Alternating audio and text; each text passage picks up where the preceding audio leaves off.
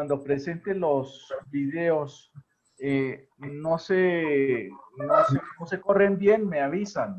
Bueno, Con mucho Ok. gusto. Los Bueno. aerófonos ¿Será dorados. apagar micrófonos y cámaras? sí, por favor.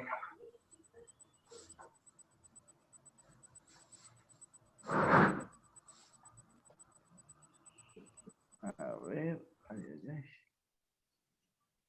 Listo. Entonces comenzamos con los aerófonos obturados. ¿Qué cosas son aerófonos?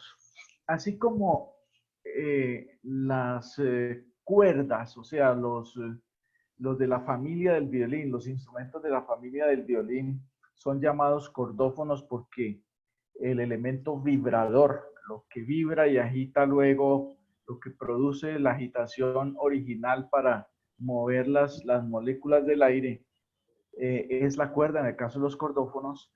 En el caso de los aerófonos es el aire mismo.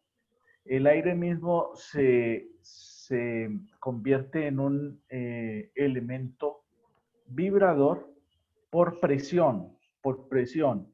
Y en términos técnicos, cuando un instrumentista de un instrumento de estos inyecta el aire a presión, se llama la columna de aire. Entonces, inyecta la columna de aire a presión dentro del tubo y entonces dependiendo de la presión y dependiendo de la longitud del tubo, asimismo se va a producir el sonido de una determinada altura. Entonces, ¿cómo es el mecanismo de los obturados? ¿Y qué quiere decir obturados? Bueno, vamos a ver. Todos los instrumentos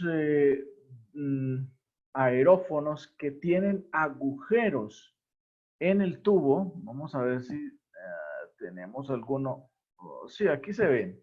Digamos,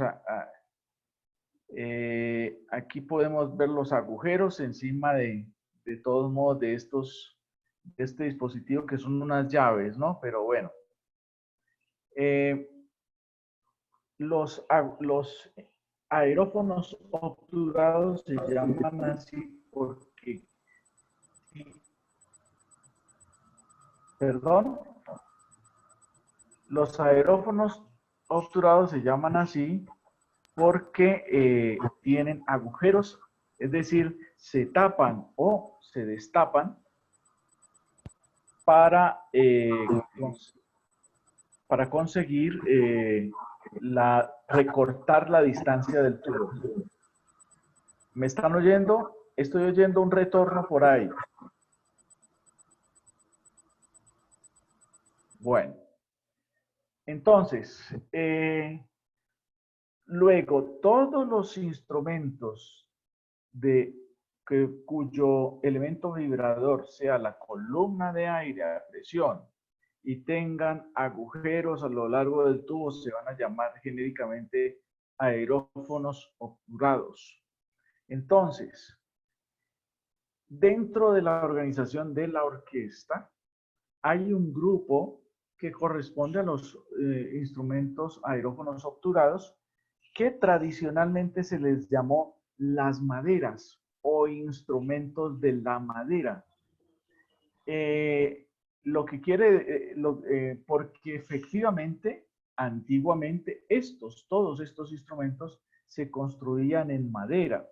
Lo que sucede es que con el tiempo, varios de ellos ya no se construyeron más en madera, sino que se comenzaron a construir en metal porque el resultado era mejor, porque el volumen era mucho mayor y la respuesta en general era mejor.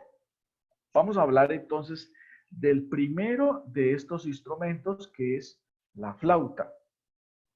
La flauta, todos los parientes de la flauta, originalmente se construían de madera, era simplemente miren, el modelo más arcaico de flauta es la flauta que usan los guambianos. Ese carrizo con esos huecos, ese es el prototipo de la flauta, más bien la protoforma. Con el paso del tiempo en Europa y casi desde finales de la Edad Media, se inventaron los luthiers, los constructores, dispositivos para perfeccionar la afinación del tubo, la afinación del recorrido del tubo, y para facilitar también digamos, la interpretación del mismo instrumento. Bien, la flauta es un aerófono, por esto, de tubo obturado cerrado por un extremo, y este es el único de los instrumentos de la madera que tiene esta característica de estar cerrado por un extremo. Y ese estar cerrado por un extremo hace que su comportamiento físico, el comportamiento físico de la onda, sea diferente al del resto de los instrumentos, que el resto todos son abiertos por ambos extremos del tubo. Muy bien. Aquí tenemos una flauta moderna, ya hecha en una aleación. Las aleaciones varían mucho. Inclusive hay unas que las construyen en aleaciones con plata y otras con el cabezote, que es esta parte de acá, inclusive con aleaciones en oro, cuando no es en oro mismo, que son, pues, ya se podrán imaginar cuánto vale un aparato de esos. La flauta traversa hace parte del conjunto organológico de muchas culturas. Sin embargo, fue a partir de su inserción como instrumento permanente de la orquesta occidental que, como los otros aerófonos, sufrió grandes mejoras a manos de los luthiers. En su forma original se trata de un tubo simple cerrado por un extremo en el que se modifica el recorrido de la columna de aire por medio de agujeros dispuestos a lo largo de su cuerpo, los cuales son obturados por la acción de los dedos del intérprete. A menor recorrido del aire, mayor vibración de la columna, por lo tanto, más agudo el sonido. La flauta se considera la soprano del grupo de maderas, aunque otros instrumentos como el oboe o el clarinete pueden compartir parte de su registro agudo. Bien. Aquí vemos un detalle de la embocadura, que es el agujero por donde se inyecta la columna de aire, se insufla la columna de aire, y aquí tenemos pues el cuerpo de llaves. Como mencionaba hace un rato, el proceso de adhesión de llaves fue muy lento. Y como les digo, comenzó a finales de la Edad Media, continuó en el Renacimiento y todavía hoy se le siguen investigando y poniendo y quitando llaves o estas tapas que por debajo tienen unas badanas de cuero que los instrumentistas de viento les llaman zapatillas. Estas cositas son unos soportes de corcho y estos son, pues, son mecanismos que abren o que tapan o destapan agujeros más lejos y entonces facilitan la ejecución del intérprete.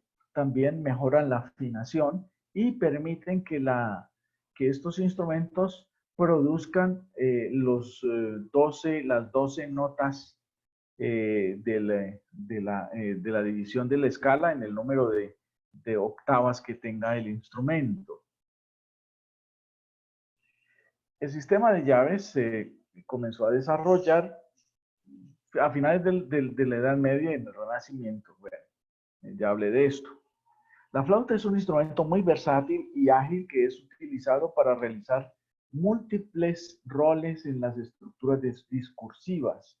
No tiene problema en realizar arpegios, escalas o grandes saltos melódicos. Eso se debe en parte a esta característica de la que les hablé hace un momento.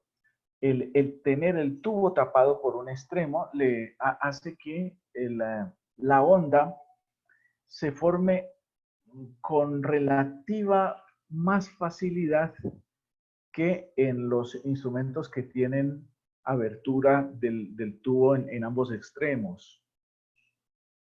Aquí tenemos una imagen de la familia de las flautas, que pueden ser más, pero bueno, digamos que aquí tenemos las que se usan con mayor frecuencia.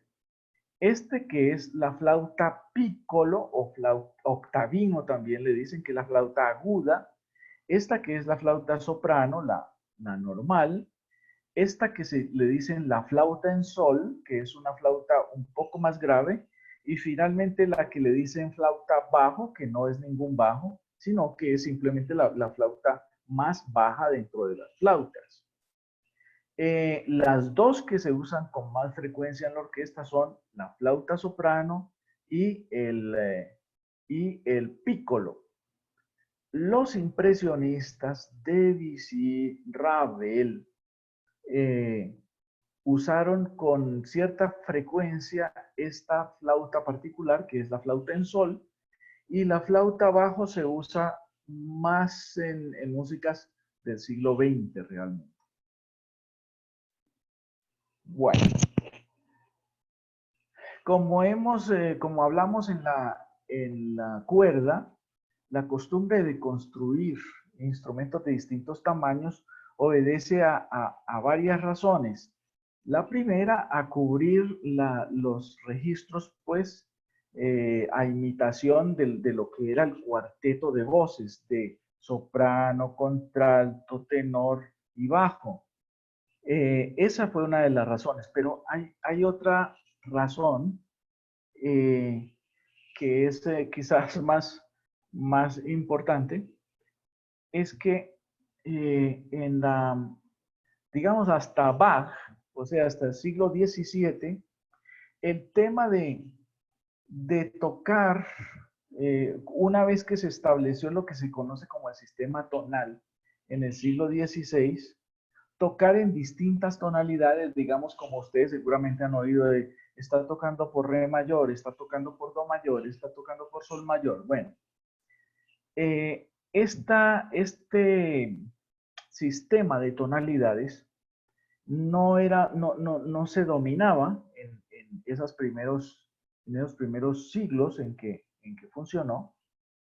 Y entonces los instrumentistas y los luthiers construían diferentes tamaños de instrumentos y cada uno estaba afinado en una tonalidad diferente.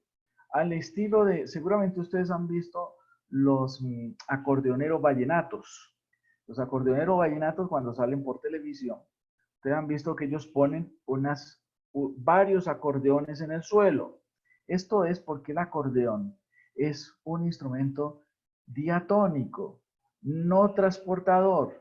Es decir, es un instrumento que puede tocar, este está afinado en do, entonces solamente puede tocar en do.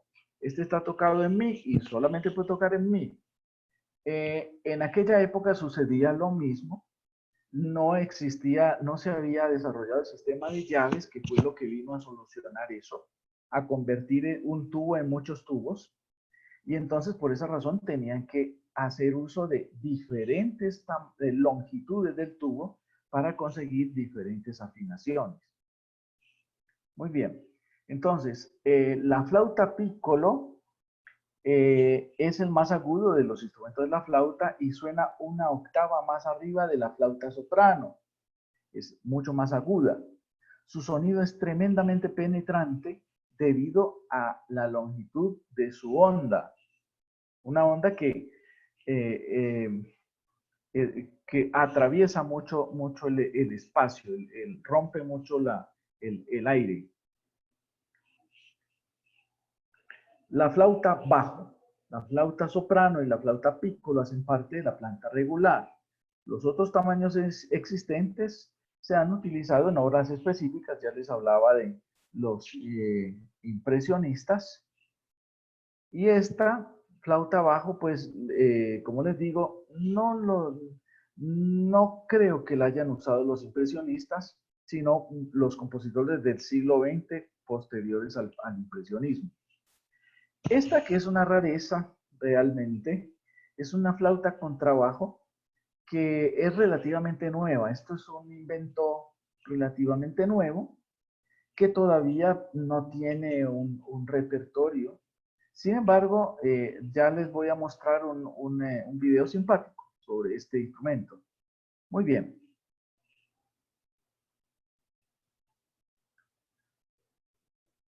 Vamos a escuchar, a ver.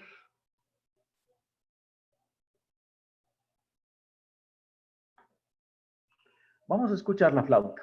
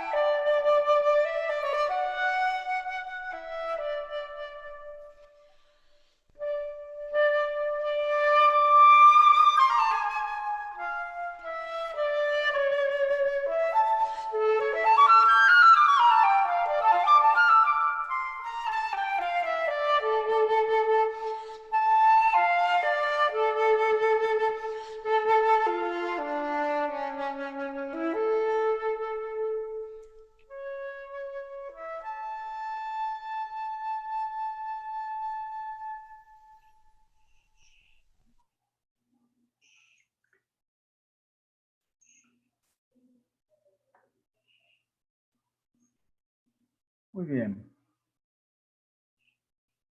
Este es un libro de gramática en inglés. Si quieres...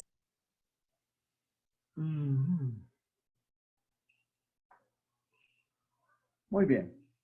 Vamos a escuchar ahora.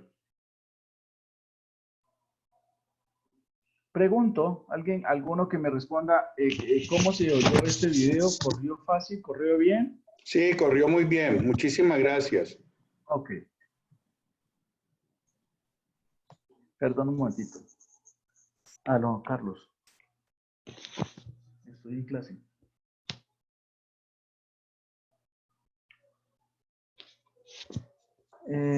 Bueno.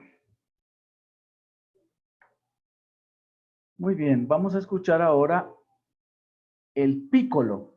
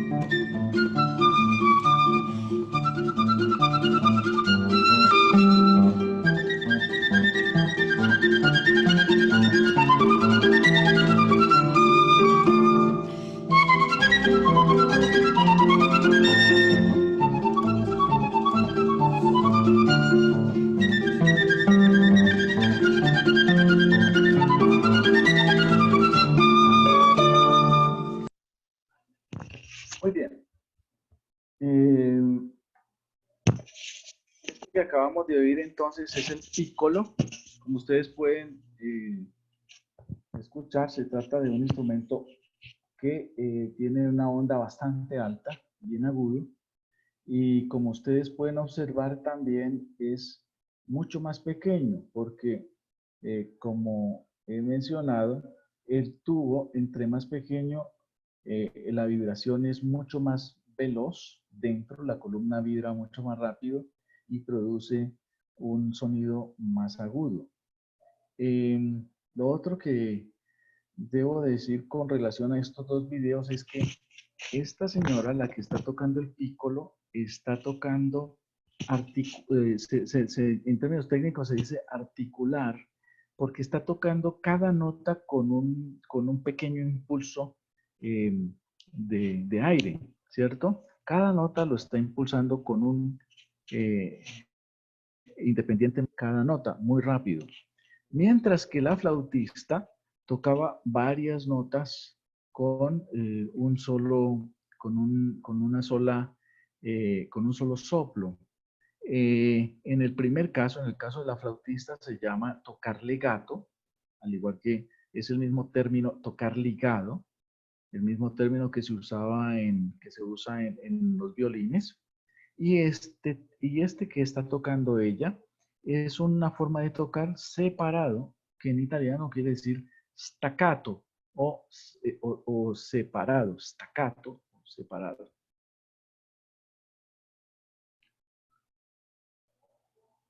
Muy bien, vamos a oír un pedazo de esta de flauta bajo.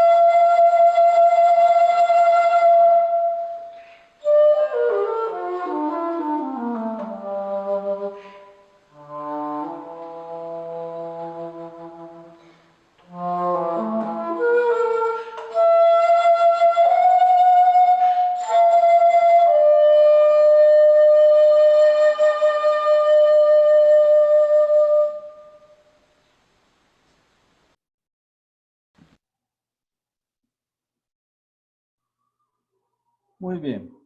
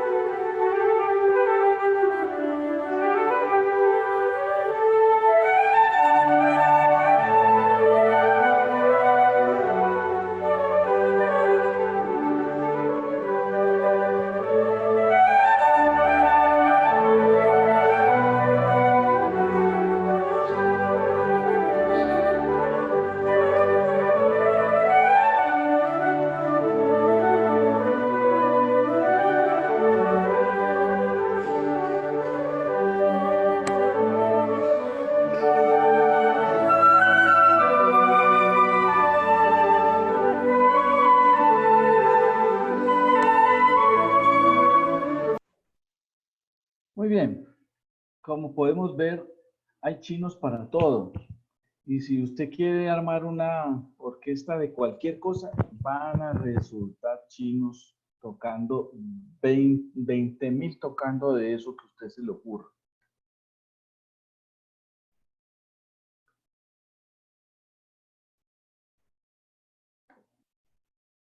Muy bien, hemos terminado entonces la flauta. Vamos a seguir con los oboes.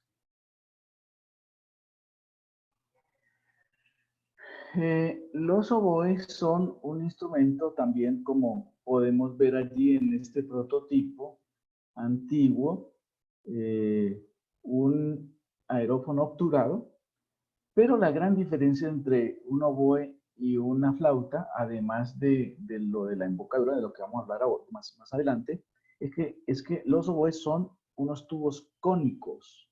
La flauta es un tubo cilíndrico. En cambio, los oboes son tubos cónicos. Aquí vemos dos modelos este es el oboe original, entre otras cosas, este es el oboe que se usa en varias músicas del Oriente Medio. Este es un oboe barroco, como ustedes pueden ver, tienen los agujeros, pero tiene un par de llavecitas. Este es un oboe clásico, ya con más llavecitas todavía. Y este es un instrumento moderno. Entonces el oboe es un cordófono de tubo obturado de embocadura de doble lengüeta. Eso es la característica más importante que le da el timbre al oboe. Vamos a ver si adelantémonos. Bueno, aquí está. Aquí ustedes pueden ver lo que se llama la embocadura, o que en realidad se trata de dos cañas que están amarradas una contra otra. Y en medio de ellas hay una endija, hay una pequeña separación que es por donde se insufla el aire en el caso del oboe. Bien. Muy bien, dentro de la madera es el instrumento que requiere mayor esfuerzo físico del intérprete al insuflar el aire por la pequeña endija que se forma entre las dos cañas enfrentadas. Su sonido nasal característico, que ha sido asociado pues con el granido de los patos. Recuerden pues la famosa obra de Prokofiev. Ingresó a la Orquesta de Occidente mucho antes que la flauta y el clarinete, y también hizo parte de las agrupaciones para hacer música al aire libre de forma permanente. En las crónicas de la conquista y la colonia, más de la colonia que la conquista, hay algunas alusiones a grupos integrados por estos instrumentos que iban a parajes tan lejanos como el Baupés, la Amazonía, por allá. Los llevaban los jesuitas y otras órdenes. La familia de los oboes es bastante grande, pero solo dos de ellos se han estandarizado en el uso corriente en la orquesta. El oboe soprano y el corno inglés, que tiene el registro de una contralto. Sobre por qué se llama corno inglés, eso hay un montón de teorías. Las dos más importantes es que dicen que, una dice, bueno, es que eso se lo inventaron los ingleses. Los franceses, que no le quieren dar crédito a los ingleses, entonces dicen, no, lo que pasa es que proviene de la palabra francesa anglais, angulado, ¿no? En fin, pero como sea, en español se conoce como corno inglés. Y en inglés también. Bueno, al igual que los fagotistas, los intérpretes del oboe deben aprender a pulir las cañas de su embocadura de acuerdo con su técnica y gusto. El sonido, por eso todos los fagotistas y oboístas cargan su cajita. En esa cajita tienen unas herramientas, tienen unas cuchillas y tienen unos cortadores, y se la pasan la mitad del tiempo estudiando y la mitad del tiempo cortando esas benditas cañas. El sonido del oboe tiene algunas variaciones en su timbre que dependen de la altura de la emisión. En sus sonidos más graves y medios se puede notar su timbre nasal característico. En los sonidos más agudos, este distintivo tímbrico se atenúa.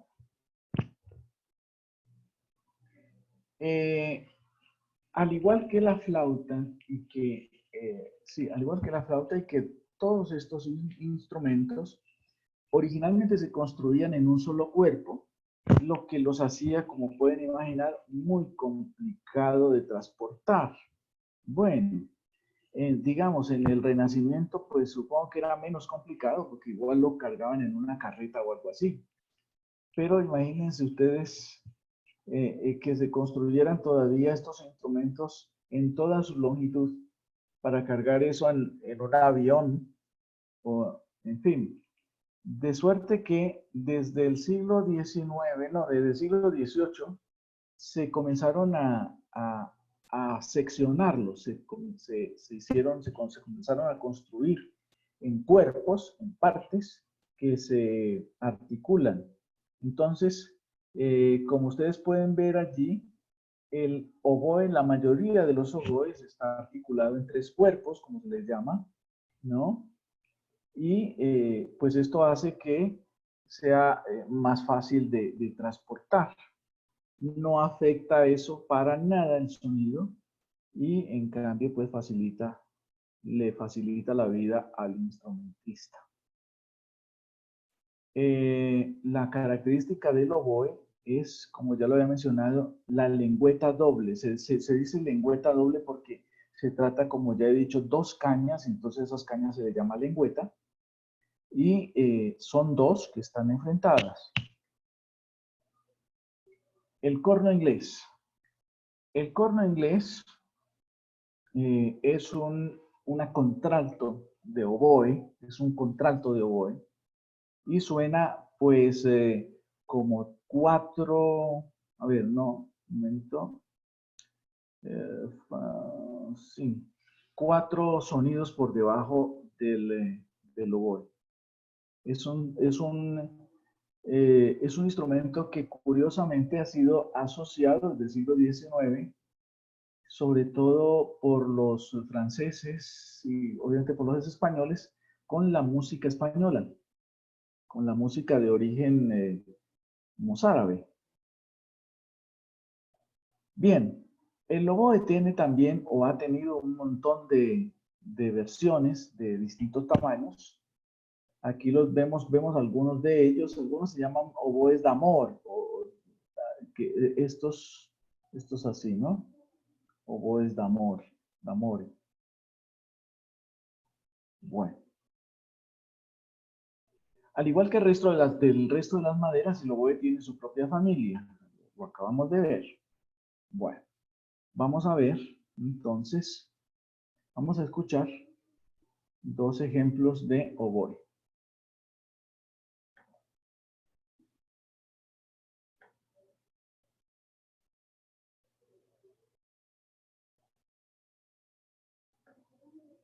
Ah.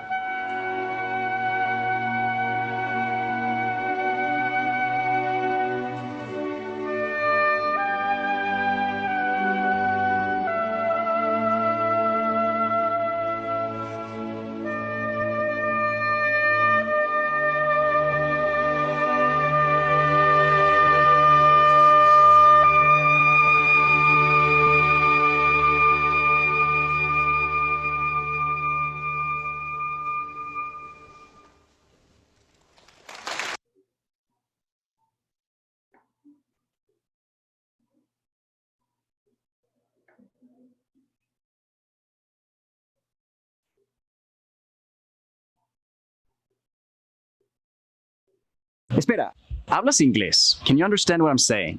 And if you can you answer me?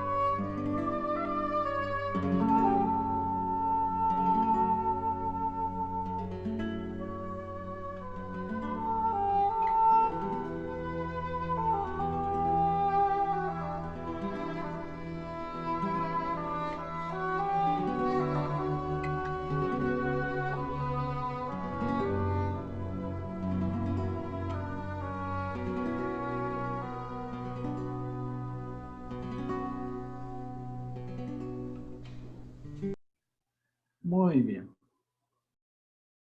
Ese es pues uno de los solos para oboe que se ha vuelto más célebre, el del segundo movimiento del concierto de Aranjuez. Muy bien.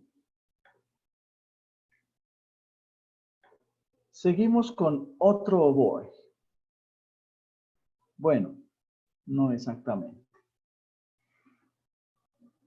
El fagot es un pariente muy cercano del oboe y realmente puede considerarse un bajo de oboe. El fagot antiguo, que es el que vemos aquí, pues al igual que los otros instrumentos, no tenía llaves originalmente. Este no es tan antiguo como uno que vamos a ver en un video. Bien, el fagot es por esencia un tipo de oboe. Sin embargo, tiene un tubo cilíndrico. Hizo parte de la orquesta prácticamente desde sus comienzos y también integraba los conjuntos de música de vientos para tocar en espacios abiertos. En la España renacentista fueron conocidos como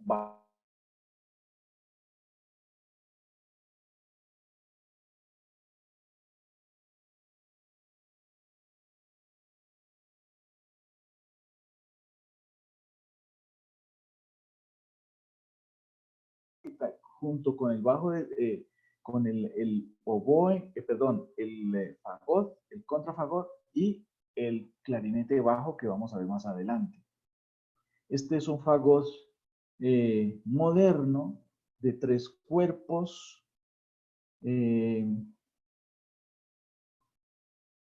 Comparte con el oboe el mismo tipo, aquí lo vemos desarmado, y comparte el mismo tipo de lengüeta, aquí la vemos, de doble lengüeta, 2 cañas enfrentadas, pero obviamente la caña, las 2 cañas son más grandes, son más largas y más anchas que las de un oboe. Aquí vemos el fagot y su contrabajo de fagot, el contrafagot, que es un instrumento muy bello, un instrumento que se desarrolló en el siglo XIX, aunque a finales del siglo XVIII ya se conocían instrumentos, un instrumento parecido que le llamaban el serpent. Eh, Sin embargo, fue en el siglo XIX donde se perfeccionó el fagot y ya en la segunda mitad del siglo XIX se usaba en casi todas las obras de formato orquestal grande. Wagner fue uno de los impulsores del contrafagot. Aquí lo vemos más en una toma más cercana. Aquí vemos las dos lengüetas comparadas, la del oboe y la del fagot. Como puede verse, es más ancha, es más grande también. Muy bien.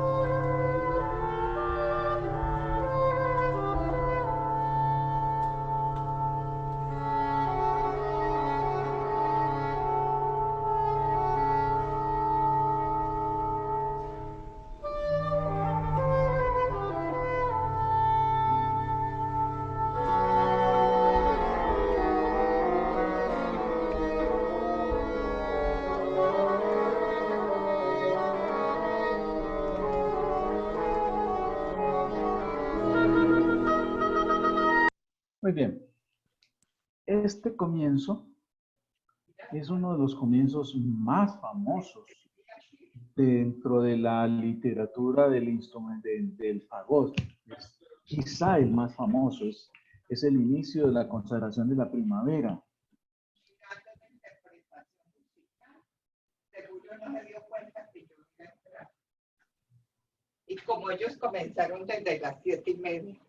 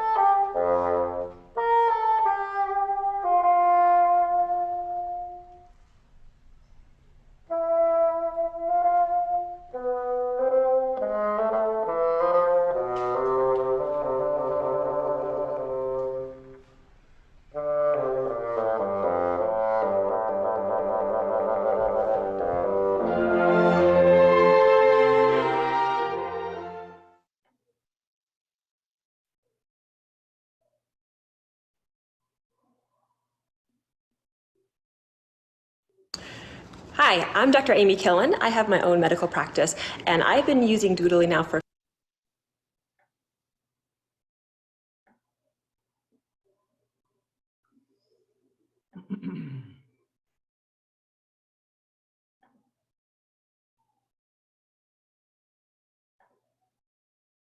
Muy bien. Vamos entonces a pasar a ver ahora, a escuchar el contrafagot. Vamos a escuchar una pequeña...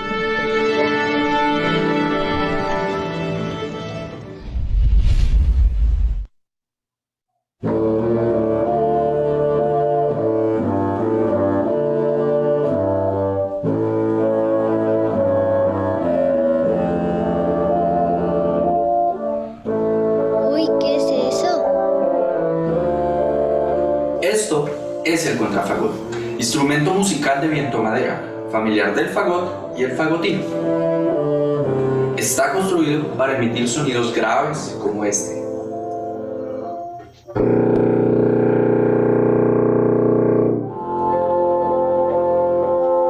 Como pudieron escuchar, tiene un sonido grave que permite matices profundos.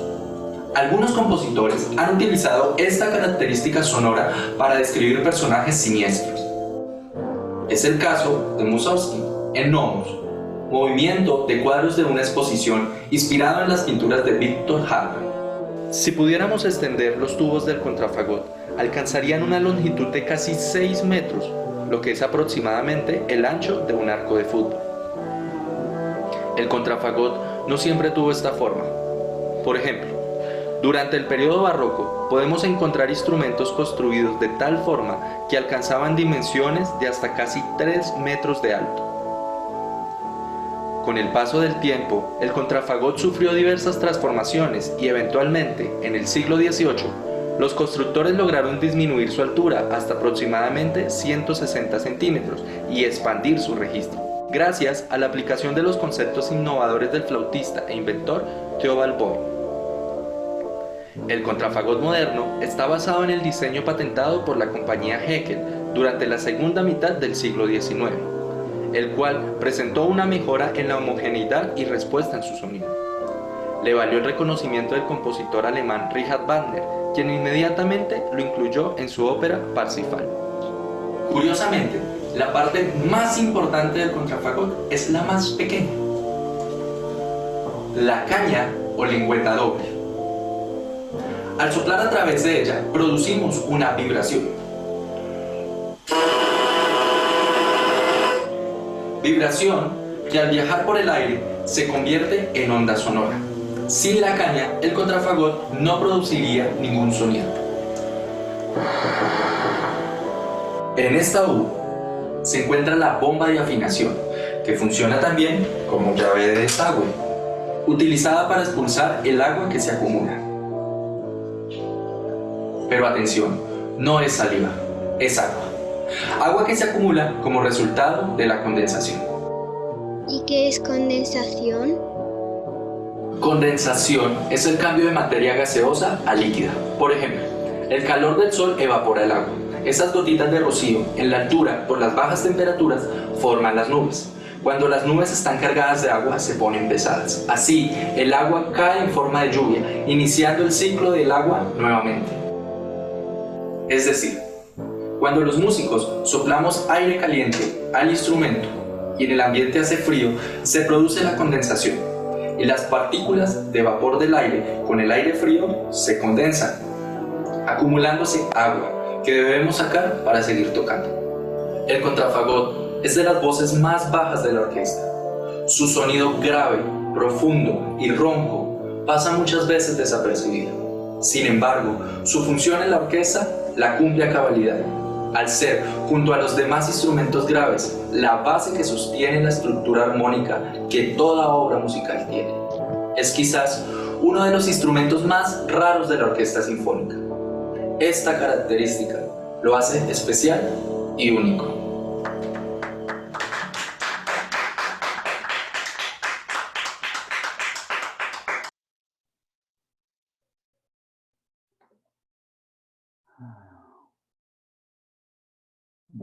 Muy bien.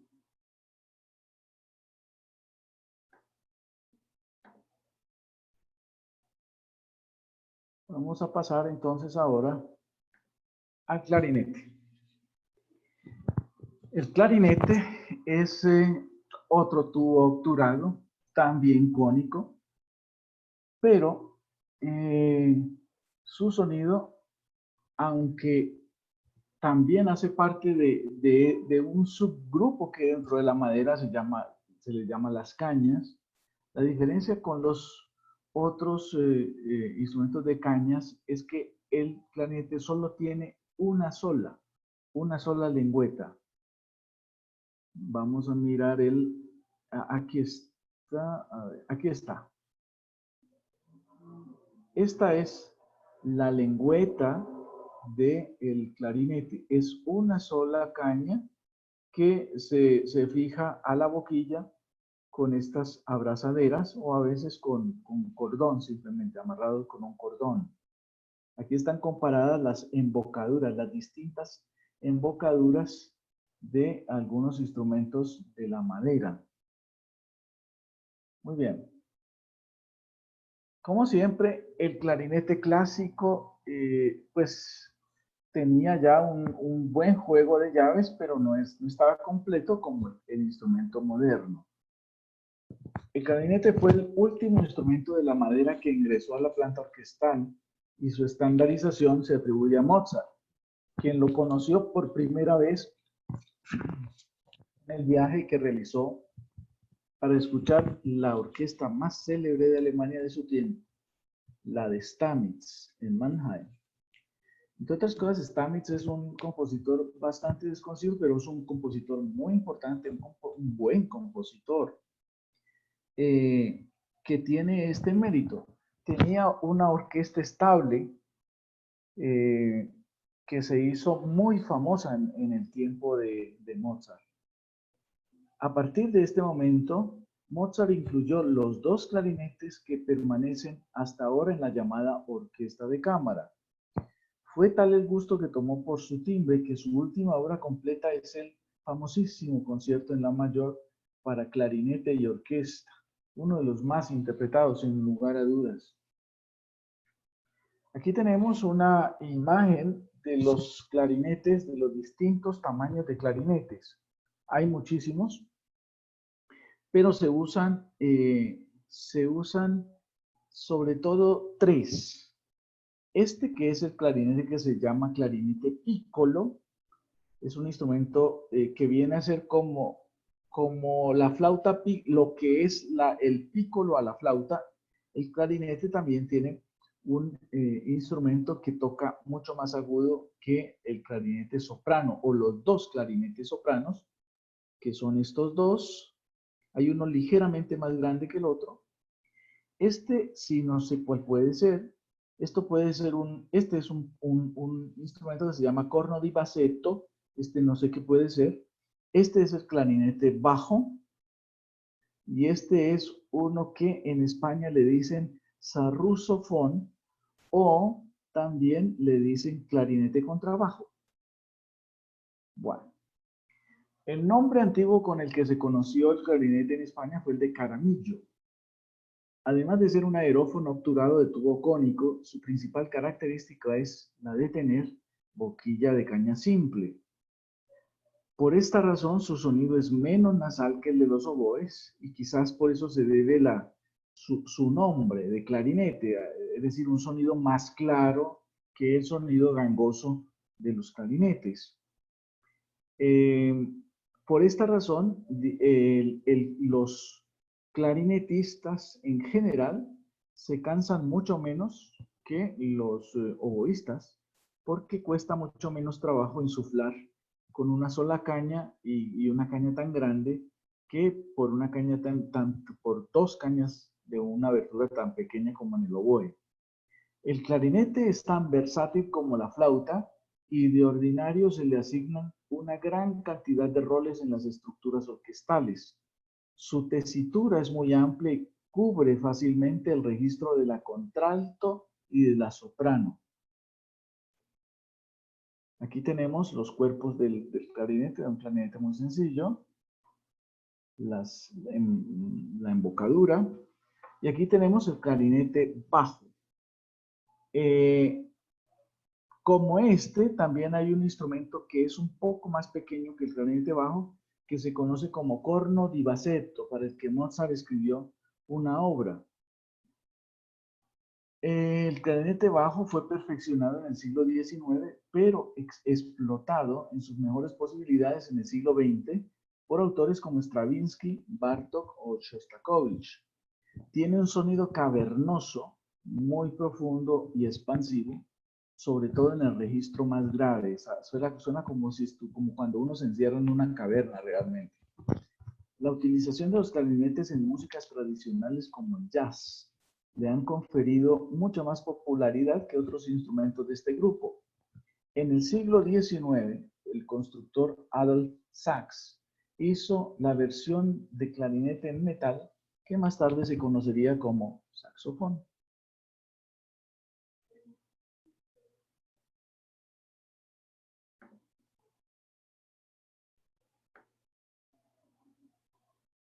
Vamos a escuchar un saxofón, perdón, un clarinete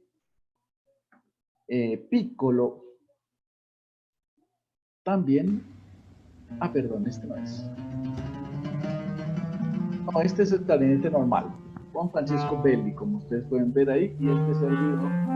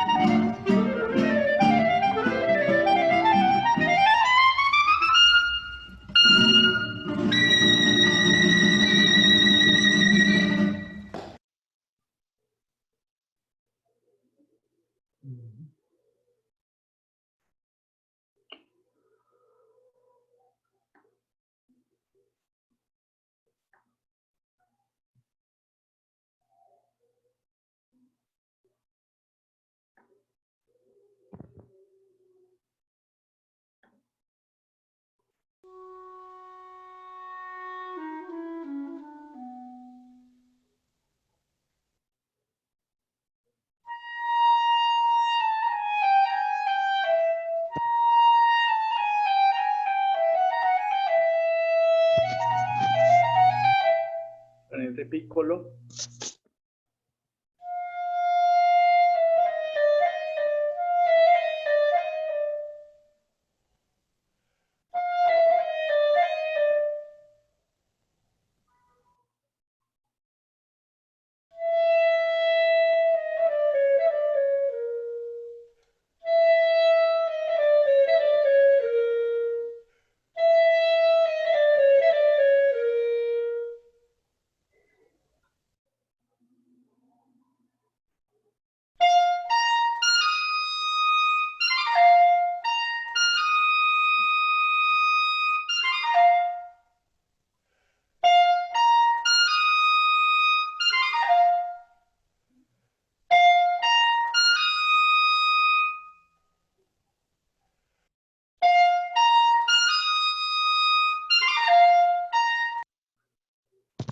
Estos fragmentos que está tocando este instrumentista corresponden también a fragmentos que son muy famosos de la consagración de la primavera, Stravinsky.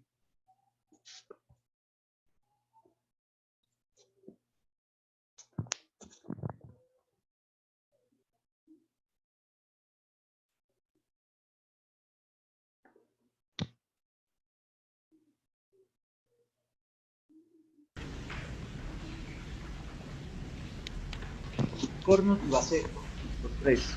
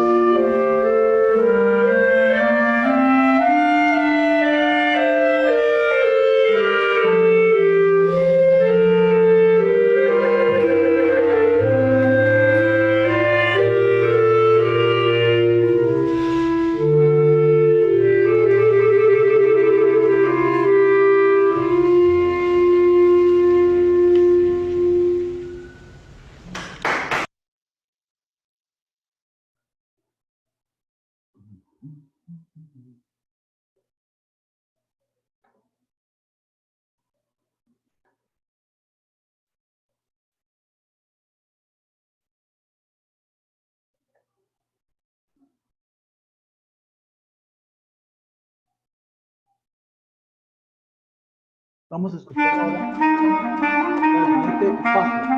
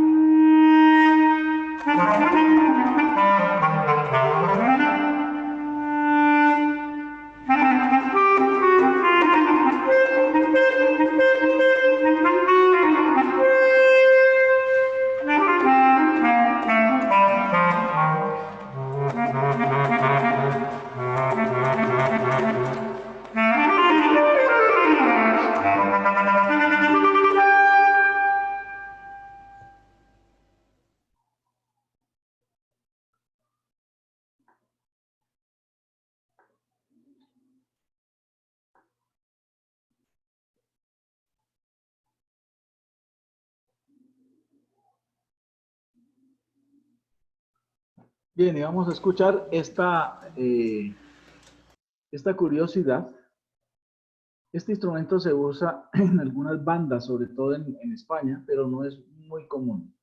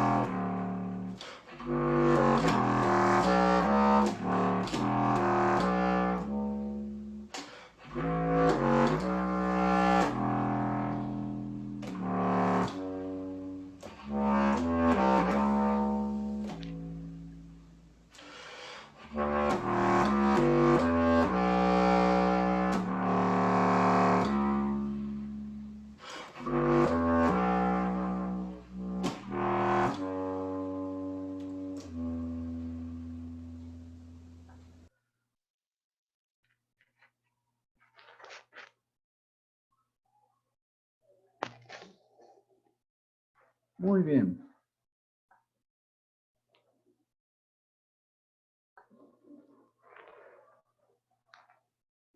Con esto, entonces, hemos terminado las maderas.